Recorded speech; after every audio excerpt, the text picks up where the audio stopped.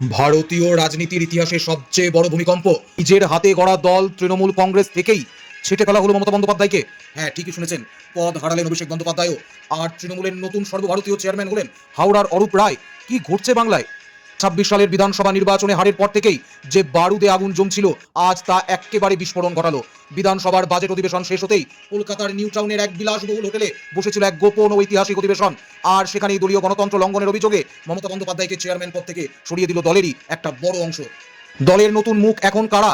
সর্বসম্মতভাবে তৃণমূলের নতুন all India chairman করা হয়েছে প্রবীণ নেতা অরূপ রায়কে। আর সর্বভারতীয় সাধারণ সম্পাদকের পদ থেকে অভিষেক বন্দ্যোপাধ্যায়কে শুধু বরখাস্তই করা হয়নি, দল থেকে সাসপেন্ডও করা হয়েছে। নতুন কমিটিতে সাধারণ সম্পাদক হয়েছেন ঋতব্রত বন্দ্যোপাধ্যায়। আর সহসভাপতি পদে এসেছেন ববি হাকিম, অরূপ বিশ্বাস, রতিন ঘোষের মতো হেভিওয়েট তৃণমূল নেতারা।